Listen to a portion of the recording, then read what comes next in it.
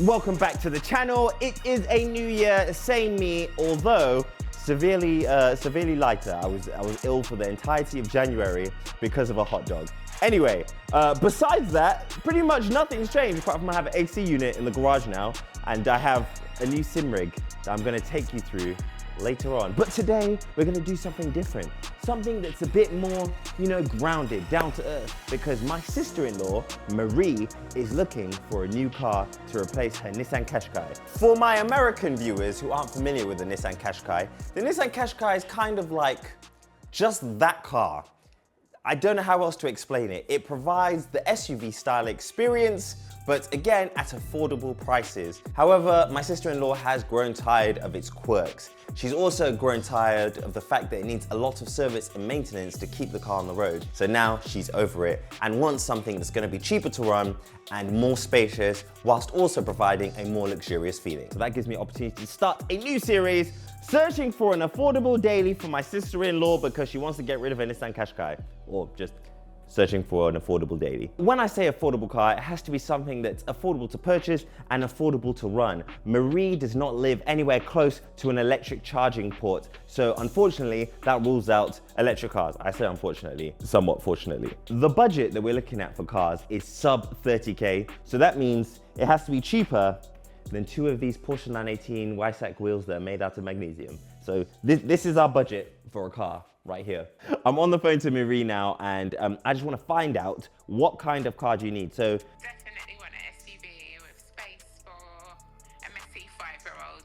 okay, space for a messy 5-year-old. And in terms of type of car, is there anything that you've seen that you've been really interested in? Not off the top of my head, but we're very, I like the way that this BYD looks. Okay. And I like the interior. Okay. The finish and everything. So yeah, I'm pretty much open. All right, so I'm on it. I'll let you know, and I'll send you a picture of a car a company sent me, and you just let me know what you think.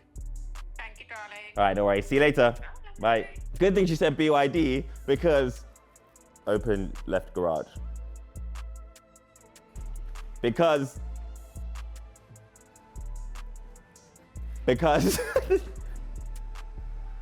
the Range Rover's there, isn't it? Like I was saying, because the first brand to respond to me and let me borrow a car was BYD. So thanks BYD for letting me borrow a car to show my sister-in-law because she wants to get a new car. Before anyone logs off or rage quits, I think it will be interesting to get a car enthusiast perspective on a BYD vehicle. I have driven a few in the past. I've worked with BYD in the past. They actually flew me out to Spain to look at one of their cars, and I was impressed, but I never got the opportunity to drive it. But hey, look at this. And it's not electric. Founded in China in 1995, BYD has recently come to the European market to provide affordable premium feeling cars to the European consumer. The BYD cars offer the promise of a lot of technology, a lot of safety, and a lot of comfort for your money. However, we have to find out if it's going to live up to the challenge of being a new family car for my sister-in-law. So the car is the BYD Seal 5. It's a strange name, peculiar name. I believe that in Chinese, that name probably sounds really cool. But in translated to English, I'm not sure if, unless you're a marine enthusiast. I don't know, Sea 5, did that name appeal to you? It sounds okay. Yeah, it's okay.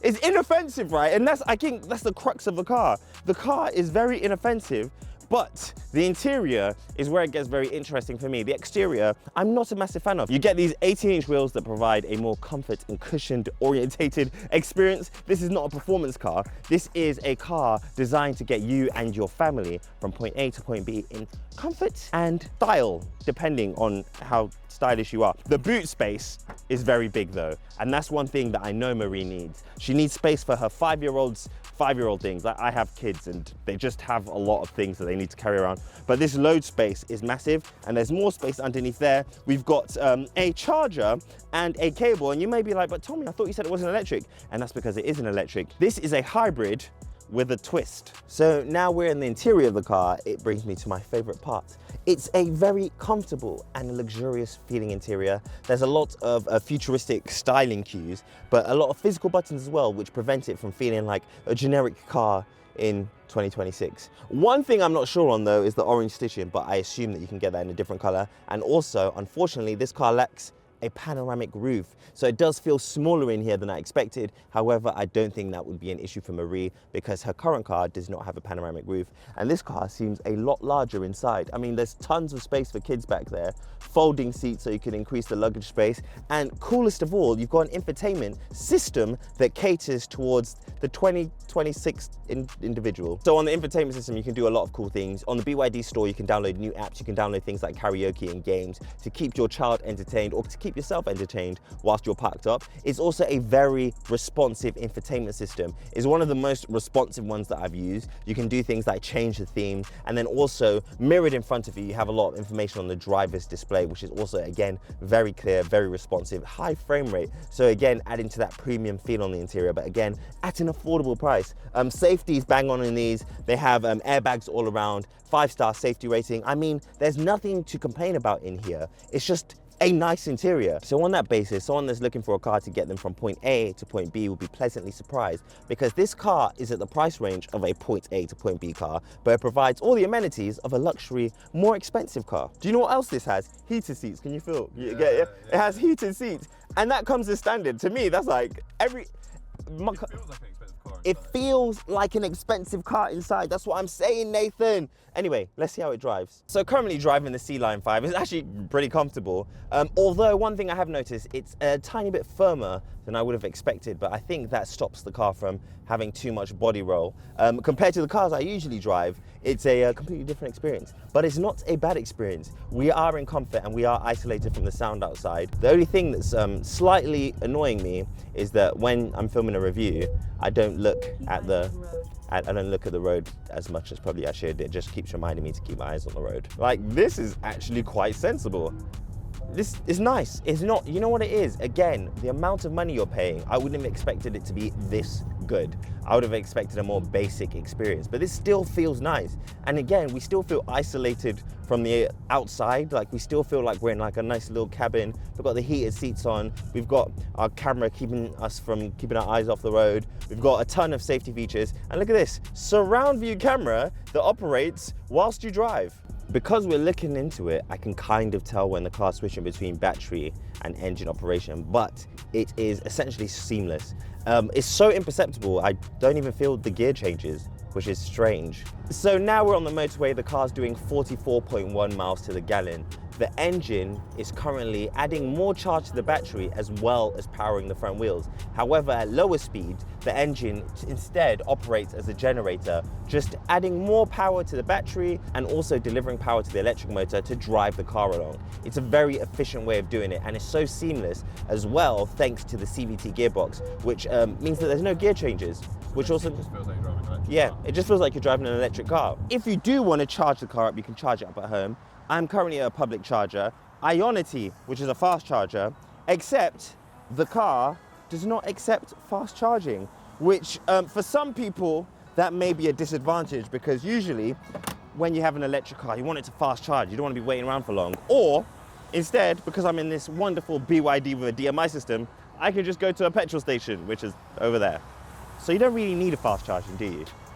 No. So quickly, I am back in the garage because I have done an equation for Marie about her car compared to the BYD. Hello, Marie. I want to tell you something about the BYD compared to your car. So based on your average driving of 21 miles per day, the BYD on pure electric mode, because you know it's a hybrid, it will cost you between 50 and 60 pence to run per day. With hybrid mode, it would be about £2.10 to £2.60. That's based on you doing 21 miles per day, you know, when you go to the nursery, school run and all those stuff. Compared to what you're paying now, at the moment, you're paying £4.70 to £5 per day to own your car. So this is significantly less. On electric only mode, electric only mode is almost 10 times less. But anyway, I just wanted to let you know that and let the viewers know that. Yes. Thank you. No worries, bye. I know some people will be like, oh, can't your sister-in-law just get an electric car and use the public charging infrastructure? Well, the public charging infrastructure in the UK is not only terrible, it's ridiculously expensive. We went on a journey once, I think it was the BMW i7. We went to charge it at services, and to get like 20% battery, I think it cost me like £30. It's ridiculous because they know you have no other choice, so they just charge as much as they can. But with this, a hybrid, it makes life so much easier, especially with an efficient hybrid system like this. At £29,000, this is great. Something I forgot to mention, wireless Apple CarPlay and Android Auto. That just makes life so much easier. And it's a nice wide screen. My son likes cars. Don't ask any questions. Sorry for interrupting this wonderful video. I hope you're enjoying it so far. I just want to take a quick moment to say thank you for everyone that has subscribed, comments on the channel, likes the videos, and presses the bell icon. And now I'm here to beg on my knees for, no, I'm not doing that. I want you guys to subscribe to the channel because you'll get things like this, and that, and most importantly, me! Anyway, like and subscribe. I'm here to do some really cool things, and I'm gonna be doing some cool giveaways soon. I almost started a competition website, but I decided I would rather give the money to charity instead, so I'm looking to do a charity giveaway soon, eventually. Subscribe to find out more. Peace. Driving experience is actually, yeah, it's solid. I mean, I'm used to more sportier cars and a bit more feedback, but for the general consumer and for someone like Marie, who literally just wants to be comfortable with herself and her child, this is perfect. So if you're driving, you can actually set where you want the battery to charge up to or where you want the battery to hold to.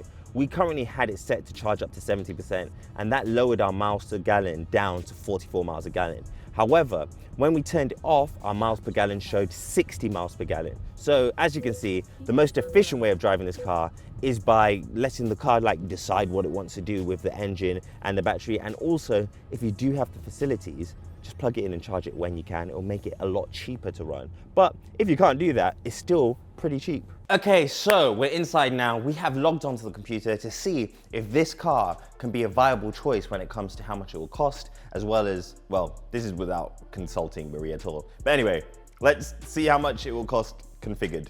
Okay, slight hiccup. The car we have out there is the design version of the car, which is a higher trim level. The budget was £30,000, and the comfort version of the car, which is £29,995, fits exactly within that price range. However, the design version is £32,995, and that's the version that comes with the 360 camera, and then it comes with things like the heated front seats and the electric tailgate, as well as the wireless phone charger.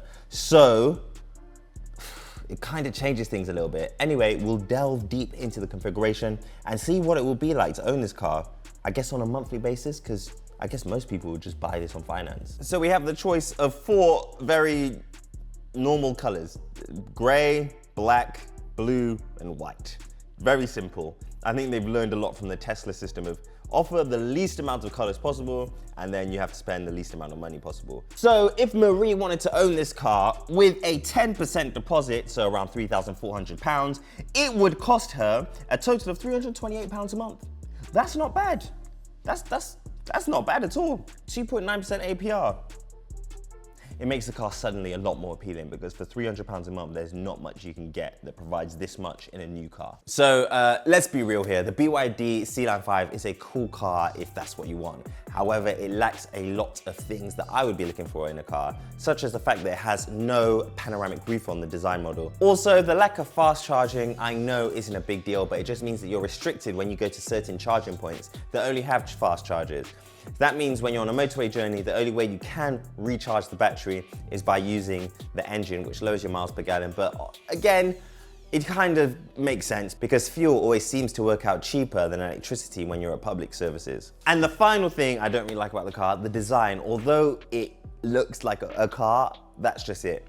It looks like a car, like a generic car. Like if you gave a child a pen and paper and said, draw a car, they would draw the Seal 5. Like look at this, the Seal 7, that looks really cool to me. But I know what some people say, that it looks too edgy, too techie and too cool. But I really like that, and I would have loved that design language on this car. But anyway, so that concludes today's video on the BYD Seal 5. A great car if you're looking for a car to get you from point A to point B in comfort, efficiency, and style, relatively. It's a cool car. I mean, if you're looking for something with a bit more personality, it may not suit you. But if you want the most affordable way to have an SUV, something that's going to be affordable to run, affordable to own, it comes with a 7-year warranty. I mean, can't really say no, can you? £300 a month, you have yourself a £30,000 car. BYD Seal 5, I think that's pretty cool. But let's look at a few other cars just in case. See you next time.